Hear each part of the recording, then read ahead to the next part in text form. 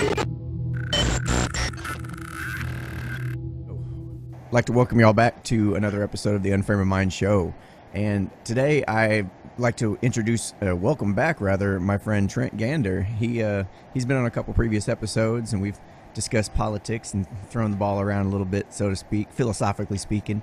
And there's just been so much going on lately that we wanted to hop on here, catch up, and get everybody up to speed on all the current politics and the world events and whatever the case may be.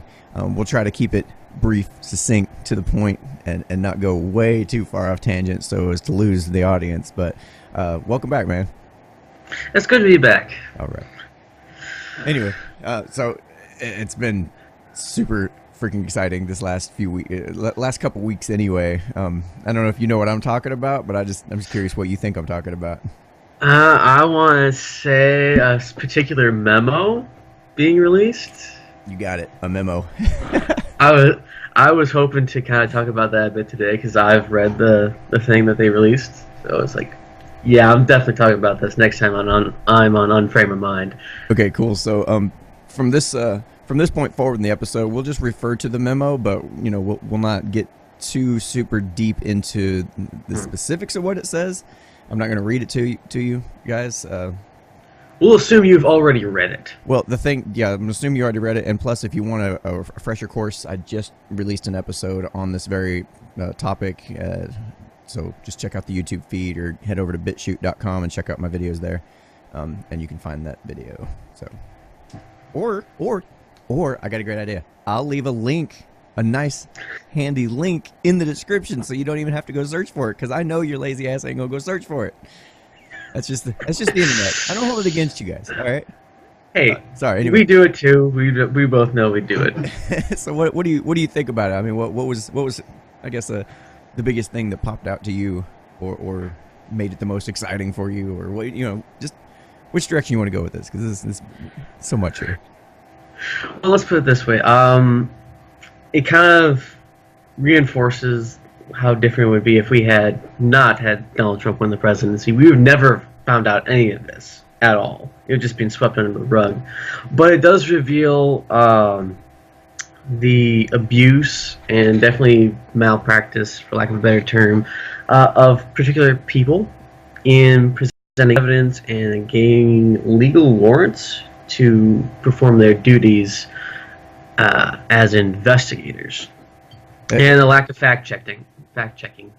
Yeah, that's interesting. You use the word malpractice. That's a good word, except it's completely wrong in this context. Malpractice would be like, well, we're supposed to do this thing, and we just neglected to do it. Maybe we just don't want somebody to find out we didn't do this specific thing we're supposed to do. That's more like negligence and malpractice. I would say this is just straight up breaking the law, and I would even go so far as to say evil in a certain sense, if you will. I would agree, but for some reason my vocabulary has taken an enormous dump lately, and I've been saying the wrong words I've not meant to be saying. But this is definitely indicative of corruption at the very least, and political bias midway between it's absolutely trying to rig a system that shouldn't be rigged. Yeah, it's like funny when you look at the news and you hear all these stories that are coming out about the Russia collusion investigation and everything, and all these accusations that the left is constantly throwing at the Trump presidency. It's like, wait a minute, I've learned this thing, and correct me if I'm wrong, but it seems like every time something comes up in the news where the left is accusing the right of something, it's because the left is actually the ones doing it. I would agree. It reminds me of the concept in the novel 1984 of doublespeak, meaning they say something and it's the actually exact opposite of the words that they're using. Right. So you got this situation where all of a sudden we're concerned about the law, and we don't want this information to come out, and we need to make sure we maintain the integrity of our law enforcement agencies, and it's like, wait a minute, now you want to follow the law when it might harm your interests, but when it has to do with, say, I don't know, illegal immigration, you're so against the law. Like, now hold on a minute, which is it? You can't have it both ways. Personally, I'm not a big fan of the law per se. I don't think law and morality are, the same and equal. I mean, if that was the case, then there could have been a point in history when you said slavery was the moral good, but that's just not the case. We got to uphold the law. You don't give a shit about the law. You only give a shit about the law where it suits your needs. That's it. I mean, come on. Yeah, it's definitely a huge double standard in regards to enforcement of the law. I spend a lot of time looking at laws and dealing with them, so I kind of have a bias towards, like, okay, this is how things should be, especially since I'm a constitutionalist, and other times it's like, okay, so we've just tossed this out the window, what are we going by now? Because your actions say you're not following what you're saying you should be doing. Oh, no, don't get me wrong. I don't have any problem with rules. No, I meant the left themselves. Okay. Russian collusion, you're breaking the law. Meanwhile, we pay two individuals who technically broke certain requirements of their employers in regards to confidentiality. And by the way, he's still a reliable source in our opinion. Oh, maybe not. No, I don't. What you were saying about you kind of tend to be biased and more in favor of what the law says in the Constitution and stuff. That's what I was meaning is, I don't have any problem with rules, but when it comes to laws, I think that kind of holds a different note. It's almost like laws are defined as rules except by force.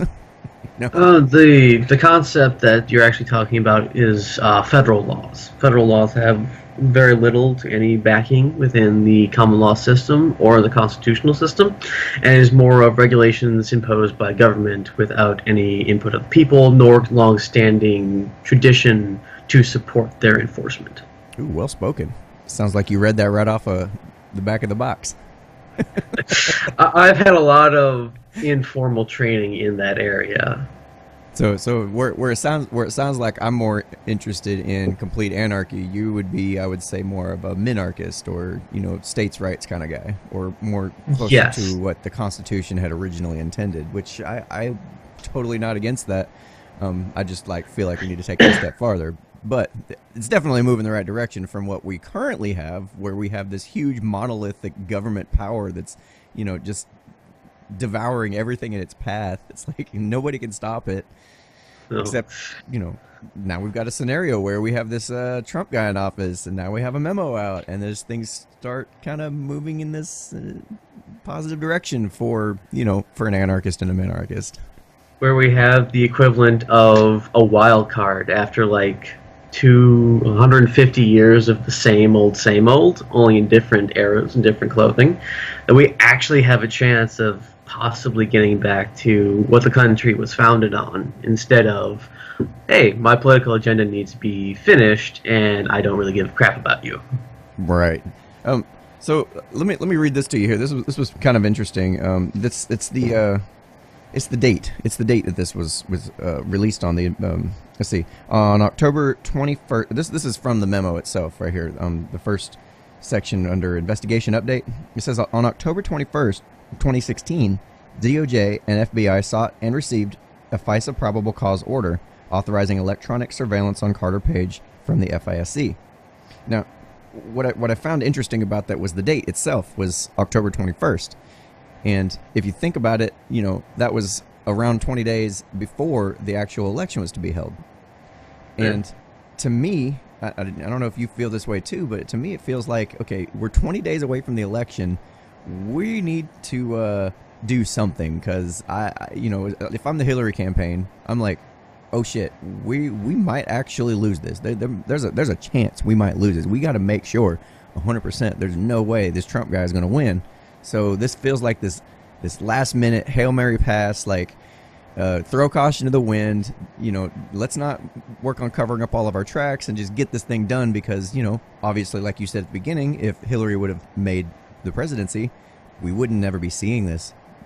This stuff wouldn't exist. Exactly. This definitely feels like something that would be a fail-safe mechanism.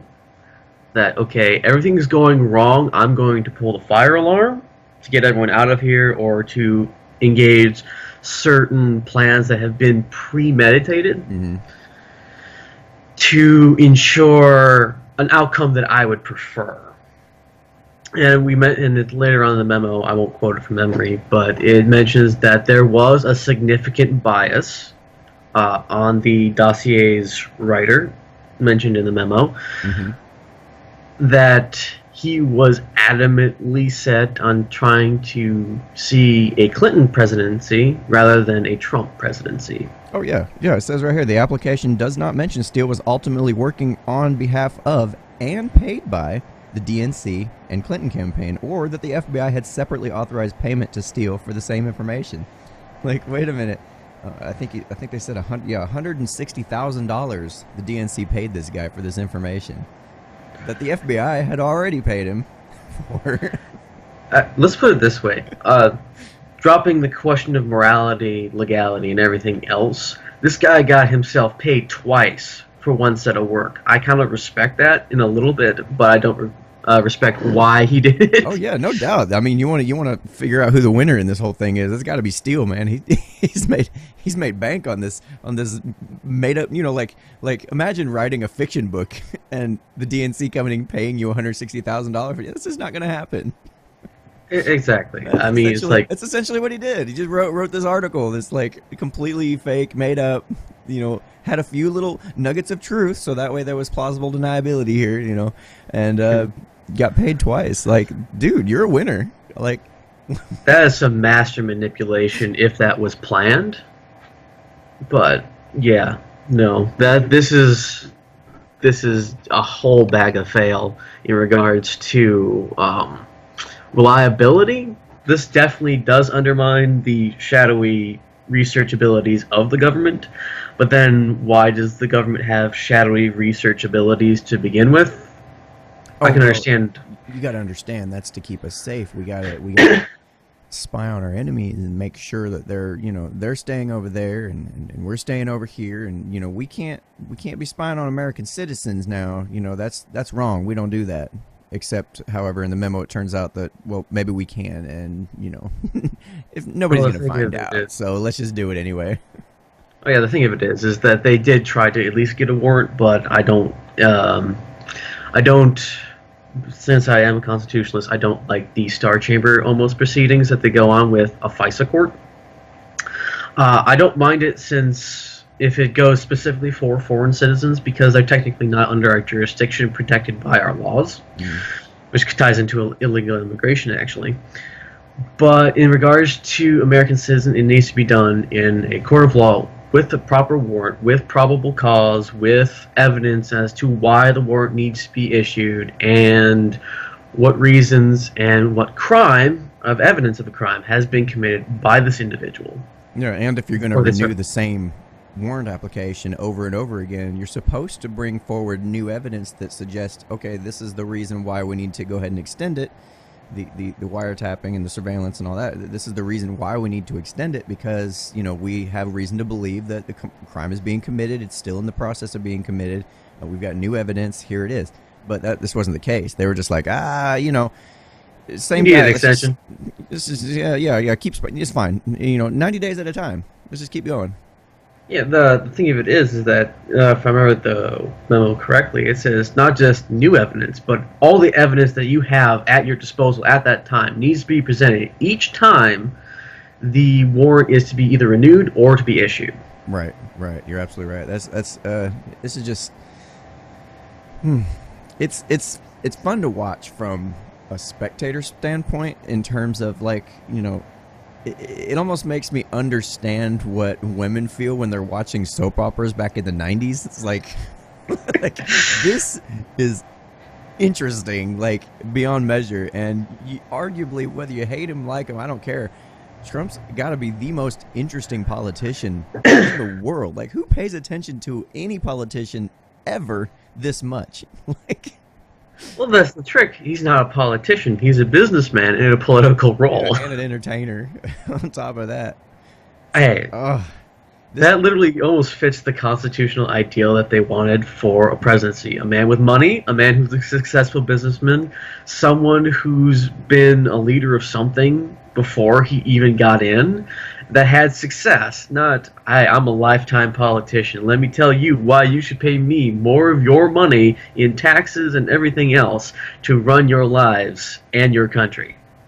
Right. So let's shift gears a little bit and talk about the direction of this. Like, what do you foresee happening next? Because obviously this is just a very major step one. Don't get me wrong, but it is just a step one. It's like the first domino that's going to fall, that's being pushed over. And what do you suspect is the next steps, and maybe how do you think that might get foiled or reversed, or you know what I'm saying? Well, recently on the news and mainstream media, they were reporting that the Democratic Party was going to be releasing an 11-page memo saying that how this one is absolutely wrong, or at least specifically wrong in one context. We're going to have that, and either one or two things are going to happen. Donald Trump's not going to let them release the memo and therefore shoot himself in the foot. Everyone thinks he's trying to cover something up, or at least gives the Democrats ammunition to say he's covering something up. Or it backfires on them, and Donald Trump releases more or declassifies more things related to this memo, related to the investigation, and exposes more of the corruption that's been going on for decades. I can foresee that happening for sure. Is you know how the left needs to be real careful about how they approach this, because if they pull out too many of the too much of the evidence that suggests the wrongdoing of supposedly Donald Trump and his campaign, they really risk revealing a lot of their own dirty laundry at the same time, and that seems to be the more they push, the more they keep stepping in their own shit. It's like, what the hell, guys? I do foresee. I would love to see. This is just me purely dreaming, but I would love to see this go all the way up to Hillary Clinton and Barack Obama and their involvement in all of this, because it's been clearly discovered, found, documented, and everything else. We know what's going on, but if we could get the support of the Trump campaign and the Department of Justice, if somehow they end up going on a correct path, I don't know, and maybe moving over to the side of the law for once in their damn lives, that would be fantastic. And then maybe we could actually have some public officials held accountable for their actions. But like I said, that might be a pipe dream. I don't know. Well, yeah, it would definitely be, I'm going to have to use the legally required thing, if there was wrongdoing done in any of those individuals' cases. I would like to have them exposed and prosecuted for any crimes that they have committed while in their terms of office and in their personal lives as well. Because we can't say, yes, they absolutely did this, because then that's technically, I believe, slander, which isn't protected underneath free speech.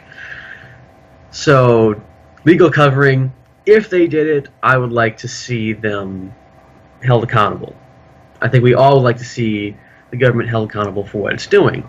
And going back to the concept that we were talking about before, the Democrats stepping in their own crap repeatedly, trying to bring down Donald Trump, they're encountering something that hasn't been in the Republican Party since at least Reagan, if not farther before that, is a fighting individual who's going to push back at them when they get pushed. Because the Republicans have been playing not to lose. They want to be Mr. Nice Guy. They want to be liked by everyone, and they want to keep their supporters happy, but they want to be liked by their supporters. As we can see, not a lot of people have a lot of love for Donald Trump, especially in the mainstream media. Donald Trump either cares just a little bit, he wants a little bit of the recognition because of what he's doing, and I can understand that as a guy. I would like to have a little pat on the head every so often. But he, as in Donald Trump, is not afraid to try to push their buttons right back. And I think that's what people love about him.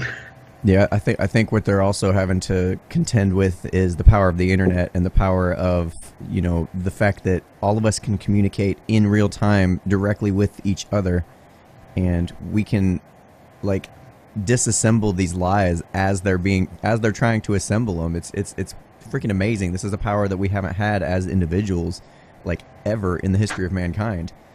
Now try to imagine that with the quote-unquote net neutrality still in place legislation that recently was repealed, giving extensive control of the internet to, what was it, the FCC, Federal Communications Commission or Committee.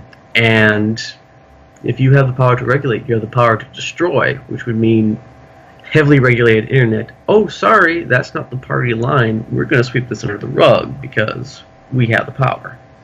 Yeah, that particular issue kind of burnt me up. Like, the more I started looking into, everybody's got in a big tizzy about, net neutrality. We gotta save it. We gotta keep it. It's making the internet fair and equal and free. I was like, dude, look into it. Like, it's nothing but neutral. Like, it's exactly the opposite. It's that doublespeak thing you referred to earlier. That they call it one thing so it sounds nice. Just like whenever they want to push policies and they say, oh, but the DACA kids, it's the kids. Like, dude, you're doing that because you don't have actual arguments. Not doing that because you're trying to tug at my emotional heartstrings and get your opinions, votes. You get everything out of us that way. It's like, this is not how critical thinking works. This is how. I would go so far as to say as a damn dictatorship works. Like, we're going to control you, only this way we're doing it emotionally. Oh yeah, that's definitely how it is. If we look back at Hitler's Germany, it was playing off of emotion, needs, and economics. I have jobs for you. We have to maintain it was nationalistic in its fervor, because most people could be nationalistic back at those days. But it played on at least the people's emotional response, especially since they were in hard economic straits after World War One. Oh yeah, that's absolutely. It was like the ground was fertile and perfect for this kind of thing. Like, everybody's like not really in a thinking state; they're more in a survival state, and they're like, do anything to get out of that. Like, what? You have jobs? I need a job. I've needed a job for a while, and I'm starving over here. Exactly. The most interesting conspiracy theory I have ever heard was in a random chat while I was watching a video game. He was adamant that World War One never happened. Oh Jesus! Right? Yeah. See, that's the internet too. I mean, we're gonna see all those. We're gonna see all types. We can't just have a nice, neat packaged narrative that the media puts out for us and everybody kind of disperses from that. No, what you got now is a wider range of theories, and which is fine, because that's free speech, and you're free to be an idiot, and it's free for me to show you why. Exactly. As long as we're not hurting nobody, and as long as we're not trying to attack nobody, who gives a shit? So in terms of this memo here, man, I can't wait to see what the next few weeks bring, and I feel like it would be nice to have you on a little bit later on down the road. We'll give it a few weeks, maybe a couple months, and kind of see where we're at politically, and see what has transpired since the release of this memo, and then we can touch base again. What do you think about that? Hey, I'm always up for talking politics with someone I can deal with. It's great. I don't have that a lot anymore. Let me know. All right, man. So if y'all enjoyed this conversation and you liked hearing Trent here, talk out of his ass, or whatever the case may be. Both asses. I have two. I'm just messing with you, man. If y'all enjoyed that, be sure to let him know and say hey. Find him on his Twitter feed, social media, all that good stuff, and I'll have all those links for you as well. So thanks for coming, man. Yeah, thanks for having me.